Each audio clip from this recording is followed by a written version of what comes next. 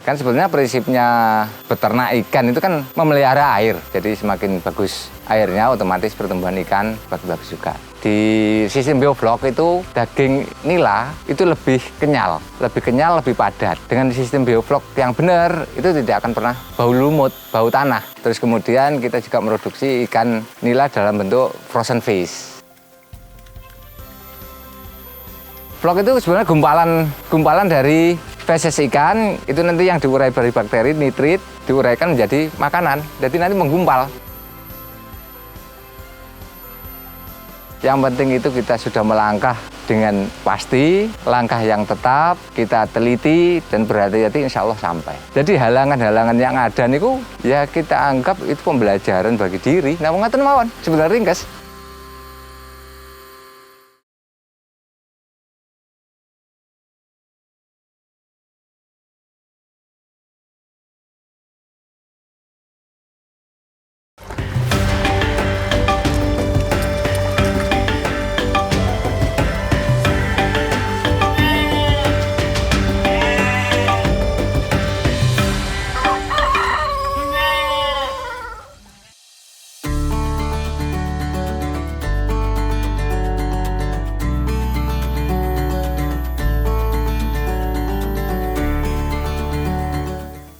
Assalamualaikum warahmatullahi wabarakatuh. Nama saya Mamba Udin, tapi sering dipanggil itu Kang Mamba. Lokasi usaha saya ini ada di Desa Wogalan RT 12. Kita bergerak di bidang budidaya khususnya ikan nila sistem bioflok. Pertama kali saya lihat-lihat di beberapa berita itu bahwa kebutuhan ikan nila itu di Indonesia itu kurang. Yang kedua, perawatan itu lebih mudah, budidaya dan perawatan lebih mudah.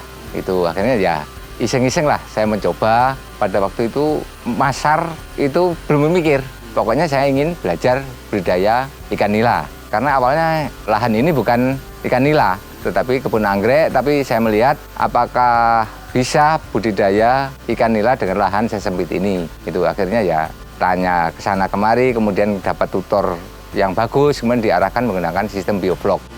Kita beberapa diskusi di media sosial, kemudian di grup Telegram, itu ya akhirnya saya belajar mencoba, karena saya tidak ada basic perikanan sama sekali.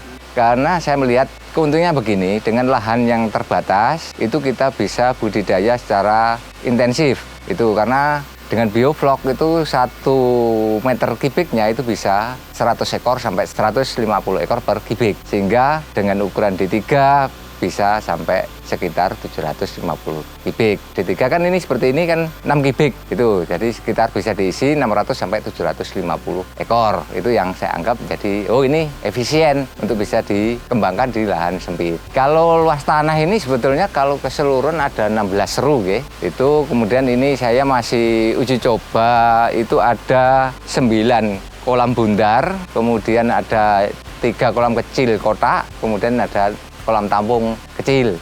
Insya Allah lah tetap melakukan pengembangan ini karena sudah merasakan dengan adanya sistem bioflok. Saya ini belajar ikan nila ini otodidak ini. Ini saya pada waktu COVID masih sekitar 2 tahun COVID itu. Alhamdulillah kita merangkak dulu dari 1 kolam ke 2 kolam, langsung kita buat 2, kita tambah lagi dan rencana insya Allah nanti kita buat lagi. Dan kita pun juga berusaha tetap mengembangkan lah. Cara menghitung kita itu sebenarnya sederhana. Target kita itu ada di mana? Katakanlah target kita konsumsi rumahan. Berarti yang dibutuhkan itu per ekor 200 gram. Berarti kan ikan 200 gram 1 kilo kan berarti isi 5 ekor. Kemudian kita isi katakanlah 1 kolam isi 600. Dan tinggal kita 600 dibagi ke arah 5 ekor. Jadi kan ada sekitar 150 kilo. 150 kilo itu FCR-nya dari ikan nila itu berapa? FCR itu perbandingan pakan Biasanya saya dapat di kisaran FCR 1,2 sampai 1,4. Wah, dari sisi itu bisa kita hitung. Ini itu kebutuhan pokoknya. Jadi kita menghasilkan 1 kolam nila 120 gram, berarti pakan kita membutuhkan 150 kilo. Nah, ada di situ. Dengan biaya operasional lain-lain, probiotik, listrik, kemudian garam, dolomit dan lain sebagainya, itu saya pernah menghitung HPP per kilo itu sekitar 18 sampai 19 ribu per kilonya. Keuntungan berapa tergantung dari harga jual ikan. Ini dalam kondisi normal nih Mas. Kalau konvensional itu kisaran per kilo itu 23 sampai 25. Yang untuk bioflok itu bisa 27 sampai 29. Jadi ada selisih itu. Lebih mahal ya Pak ya? Nggih, lebih mahal ya karena kita pemberian pakannya betul-betul higienis, kemudian probiotik, ada vitamin-vitamin yang kita gunakan. Untuk rasa memang beda, tapi kalau bentuk dan berat sama, cuma yang membedakan adalah rasa. Di sistem bioflok itu daging nila itu lebih kenyal, lebih padat, itu yang membedakan. Dan dengan sistem bioflok yang benar, itu tidak akan pernah bau lumut, bau tanah. Jadi yang kita upayakan di budidaya itu menghasilkan nila yang benar-benar higienis, kemudian punya mutu yang bagus lah gitu. Kita bisa melayani penjualan ikan hidup fresh ya, baik itu kita antar ke konsumen langsung dalam bentuk hidup ataupun konsumen yang datang. Terus yang kemudian minta ikan itu dibersihkan, untuk beberapa kafe mintanya itu ikan fresh tapi yang sudah dibersihkan. Terus kemudian kita juga produksi ikan nila dalam bentuk frozen fish. Kalau kita hanya konvensional menjualkan hasil budidaya, ya hasilnya tetap akan standar dengan hanya mengandalkan selisih. Tapi kalau kita mencoba mencari sesuatu yang mempunyai nilai tambah lah, dengan adanya kita buat frozen fish atau frozen food, itu kan mempunyai nilai tambah.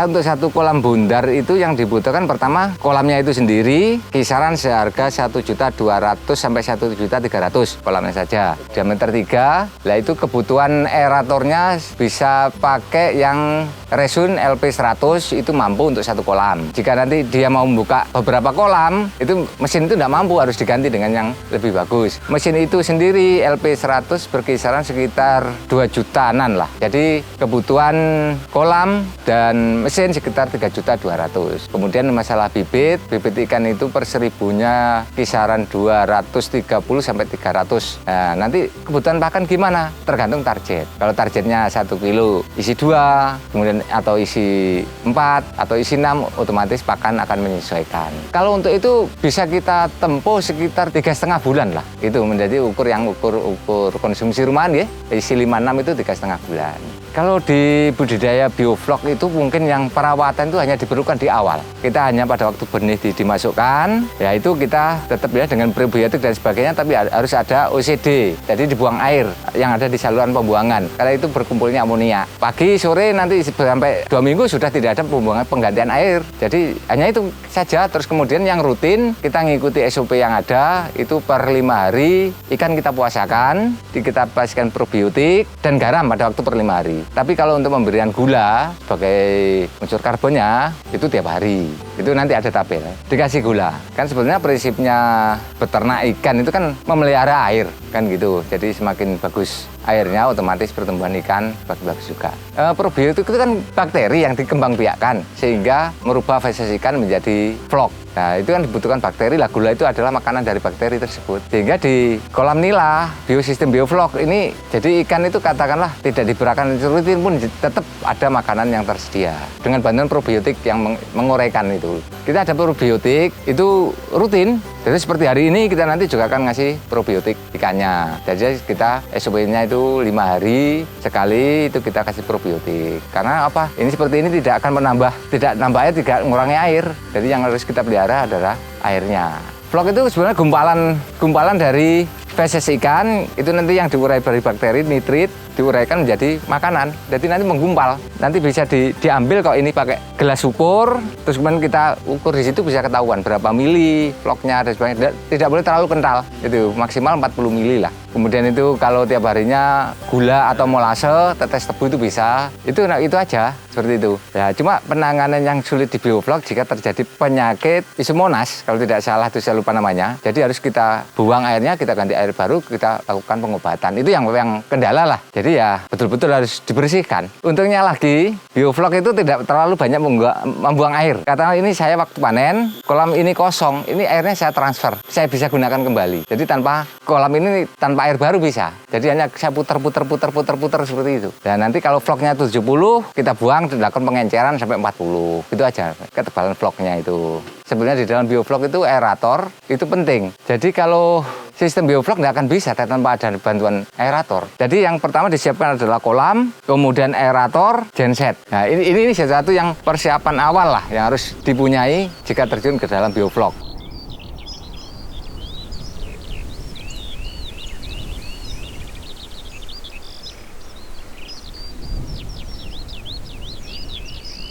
Seperti pada waktu air masih kita isi, untuk persiapan awal dari biovlog, air itu sebelum dimasukkan bibit, itu kita istilahnya kalau di Jawa diwayukan airnya, biar netral. Bahkan kalau air PDAM itu bisa sampai 2-3 minggu. Air PDAM kan banyak mengandung tawas atau kaporit. Jadi kalau air sumur seperti ini, 2-3 hari kita biarkan, habis itu kita tabur garam, per kubiknya itu 1 kilo. Katakanlah seperti ini, ya 6 kilo masuk, habis itu bibit, kalau bisa dari petani bibit itu dikarantina dulu dengan obat antibiotik ya, karena kita tidak tahu di kolam pembibitan bagaimana perlakuannya. Itu kita karantina, setelah tidak ada kematian atau tidak ada penyakit yang berbahaya itu dimasukkan ke kolam itu tadi. Untuk memulai itu ditambahkan garam, kemudian probiotik itu sendiri plus gula, malam hari dikasihkan dolomit, dibiarkan 5 hari dilakukan hal yang sama. 5 hari lakukan yang sama seperti itu. Sampai vlognya itu nanti jadi. Nanti kalau sudah jadi, vlog itu biasanya saya probiotik itu untuk awal kolam seperti ini 18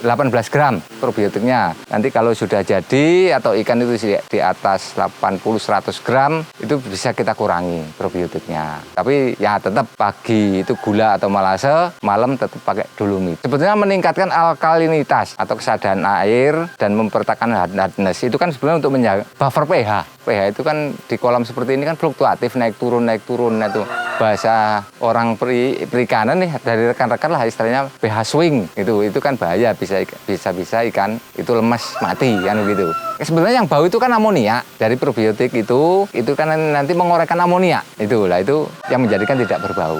Kalau kerugian itu pemilihan bibit yang salah, kemudian penanganan yang kurang teliti, itu nanti yang tidak teliti menyebabkan banyak kematian. Yang terakhir ya boros pada listrik. Dengan kondisi normal tanpa ada kematian yang banyak, kemudian bibit yang kita pilih bagus, itu HPP ya kisaran 19.000 lah. Gini, yang sulit itu ikannya sehat, tapi kondisi pemilihan bibitnya itu bibit jelek, itu lama. Kita mundur jadi 4,5 bulan sudah ada listrik. Jadi memang pemilihan bibit penting. Benar-benar milih, kita berpartner dengan para petani pembibit itu karena gini, di samping bibitnya bagus, pada waktu pengiriman sampai lokasi sini jelek, itu juga banyak kematian. Karena apa? Kelemahan petani bibit itu bibitnya diayak, jadi akhirnya menimbulkan luka di kepala. Itu bisa berjamur, mati. Sebetulnya dari ya lebih menguntungkan berdagang sebetulnya. Petani itu kan hulu. Sekarang kalau pemegang peranan adalah di hilir. Wah, ada di situ sebetulnya. Tapi kan bagaimana konglomerat itu bukan orang yang kaya, tetapi yang bisa megang hulu sampai hilir. Saya mencoba seperti itu. Jadi jika andaikan nantilah bisa pengembangan itu mulai dari pembibitan itu kita bisa tangani sendiri.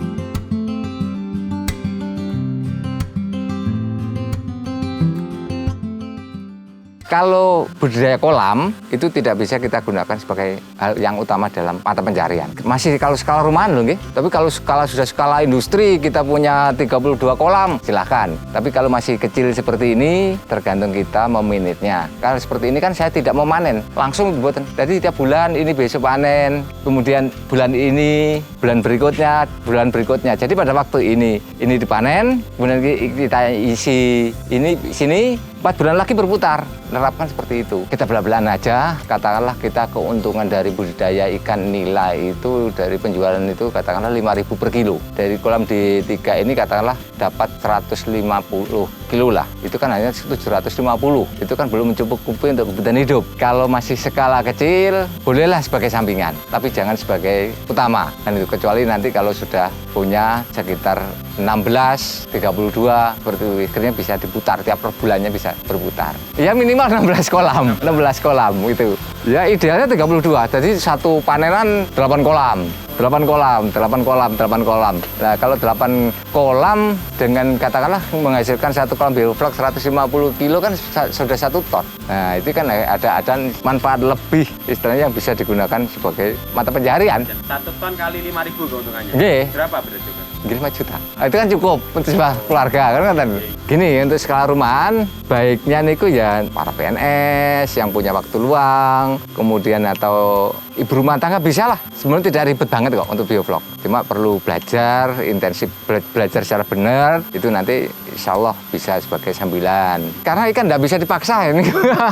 Sebetulnya bioflok itu sudah memaksa. Kalau konvensional itu kan 5 bulan sampai 6 bulan. Di sistem bioflok kita paksa menjadi 3,5 bulan sampai 4 bulan. Dengan adanya aerasi yang kencang seperti ini. Tekun, titi, ngati-ngati. Yang penting itu kita sudah melangkah dengan pasti, langkah yang tetap, kita teliti dan berhati-hati insya Allah sampai. Itu aja, pokoknya tekun. Kan. Jadi halangan-halangan yang ada niku ya kita anggap itu pembelajaran bagi diri. Nah, ngaten mawon, sebenarnya ringkas. Bahkan itu frozen fish, bagaimana mempunyai nilai tambah dari budidaya nila. Kalau kita jual secara manual atau mandiri dalam bentuk ikan segar, otomatis ini akan perlu waktu yang lama. Dan ikan pun makin bertambah besar, makin tambah pakan. Nah, kalau nanti terlalu besar, saya juga akan kesulitan lagi. Saya buang kemana ini pasarnya kalau ikan makin besar. Kan begitu, karena pasar di tempat atau di lokalan sini belum mampu menyerap yang besar. Terbersihlah ide bagaimana kita membuat frozen fish itu, sehingga yang pertama berapapun katakanlah ini waktunya sudah panen, bisa kita panen, kita proses, bisa kita simpan dalam bentuk frozen fish. Itu lebih kuat lah sampai bertahan 1,5 bulan sampai 2 bulan itu bisa bertahan. Dan awalnya kita proses seperti itu belum tidak membaca pasar. Ya istri saya buat senang masak dibumbu sebagai oleh-oleh. Nah, akhirnya gayung bersambut lah. Alhamdulillah sudah bisa nembus kita ke Surabaya gitu, ke Gresik gitu, dan lokalan Trenggalek sendiri juga ada, tapi hanya 20%. Kalau yang di Trenggalek langsung ke WA yang di akun Facebook saya ada, kemudian ada di map itu. Kalau yang di luar kota sudah ada resellernya masing-masing. Mina desa, Mina itu kan ikan. Desa jadi Pak Deso, Mas. Didaftarkan di map dan alhamdulillah kita sudah nomor induk usaha dapat.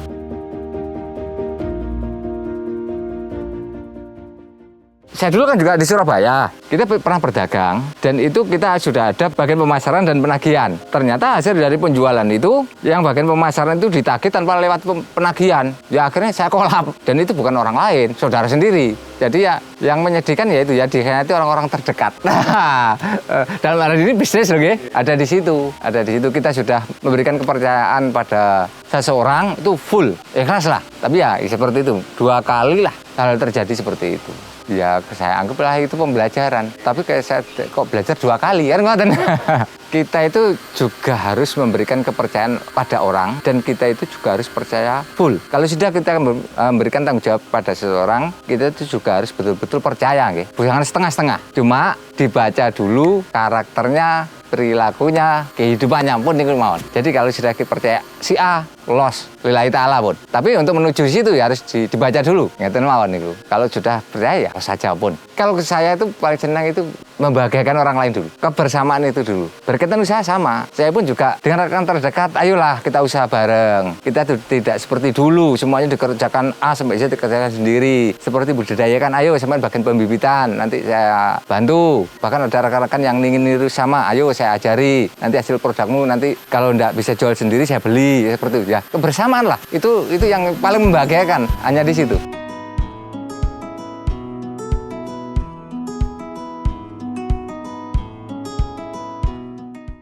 Misal ada yang mau belajar ke sini bisa ya Pak ya? Monggo pun. Istilahnya tidak ada yang saya tutup-tutupi. Ya kita istilahnya niku kalau saya nggih sinau bareng-bareng. Ya kalau prinsip saya niku gampang kok Mas dalam belajar apapun. Kalau kan orang itu datang ke sini belajar. Ya pada hari ini mungkin saya guru, besok itu mungkin dia guru saya. Jadi memang harus fair, semuanya harus fair. Ada gitu. Sehari-hari adalah pengalaman nih. Kalau dia lebih tekun yang belajar, saya pasti akan belajar kan begitu. Banyak nggih rekan-rekan itu yang belajar ke sini itu bukan saya kasih sesuatu yang mengembirakan dulu. Kadang-kadang kita mengajak orang, kita bicarakan itu untungnya bla bla bla bla, sehingga pada waktu orang itu melakukan jauh dari apa ekspektasi orang tersebut. Kalau saya risikonya dulu berdasarkan pengalaman saya. Istilahnya jangan sampailah orang itu mengalami apa yang sudah saya alami. Katakan saya jatuh biar saya saja, tapi orang lain jangan mengalami seperti yang saya alami, kan begitu. Apa adanya. Oh, kebutuhan sekian, keuntungan sekian, ngeten niku.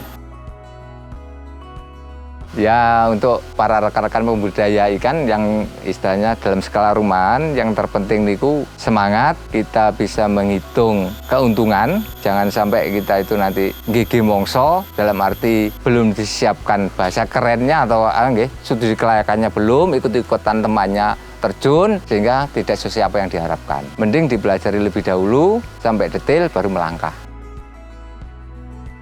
Saya Kang Mamba dari Desa Fish Farm, Pogalan Trenggalek. Terima kasih. Assalamualaikum warahmatullahi wabarakatuh. Waalaikumsalam. Amin.